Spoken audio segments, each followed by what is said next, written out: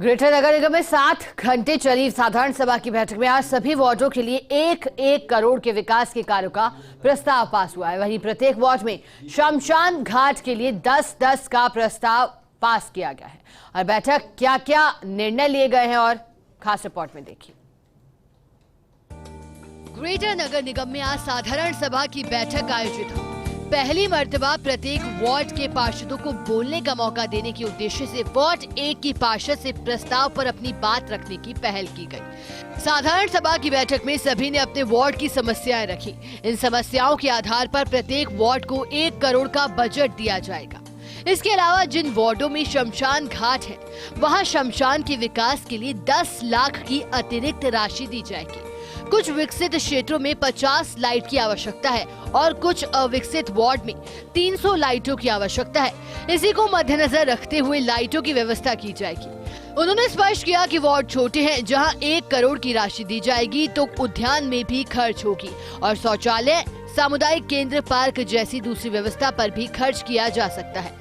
आज साधारण सभा की बैठक का जिस उद्देश्य के साथ में हुई कि हर एक पार्षद बोले, यहाँ 150 के 150 पार्षद इसमें बोल रहे हैं, वो सभी को बोलने का मौका दिया जा रहा है। सब ने अपनी अपनी वार्ड की समस्या बताई और समस्या बताने के बाद में एक निश्चित एक अनुमान सा आता है कि भी क्या समस्या कितनी गहरी है और बजट कितना होना चाहिए। तो लगभग सभी पार्षदों का जो अब तक का कहना है 1 करोड़ के आसपास बजट है वो होगा और शमशान के लिए भी अतिरिक्त 10 लाख की राशि अतिरिक्त दी जाएगी शमशान के विकास के लिए।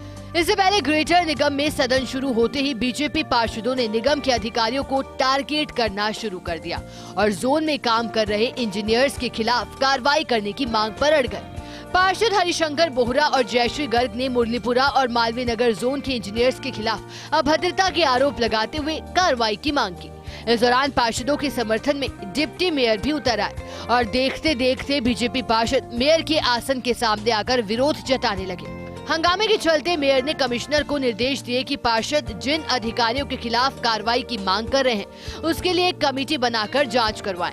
लेकिन डिप्टी मेयर इसमें भी असहमत दिखे और जांच कमेटी में जनप्रतिनिधियों को भी शामिल करने की अपील की। हालांकि आखिर में मेयर ने मुरलीपुरा जोन के इंजीनियर महेंद्र सैनी और मालवीय नगर फिरंगी लाल गोस्वामी के खिलाफ कार्रवाई के निर्देश दिए।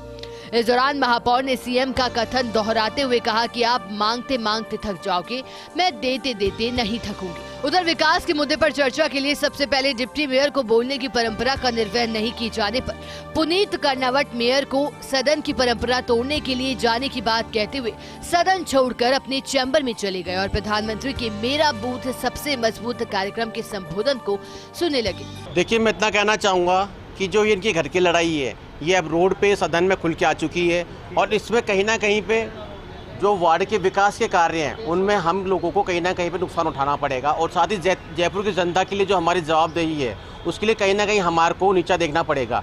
उन्होंने कहा कि महापौर ने सदन में 2 मिनट बोलने की व्यवस्था बना दी है, ऐसे में उनका नंबर देरी में आएगा। उन्होंने सदन में किए विरोध पर कहा कि सदन की स्वस्थ परंपरा रही है, जब साधारण सभा होती है तो उसकी शुरुआत उप महापौर करता है। ये परंपरा नहीं टूटनी चाहिए और लोकतंत्र में ये परंपरा ही सर्वोपरि है। साधारण सभा की बैठक में पूर्व महापौर शील धाबाई सहित करीब 80 पार्षदों ने विकास के मुद्दों पर अपनी बात रखी। फर्स्ट इंडिया न्यूज के लिए भारत दीक्षित की रिपोर्ट।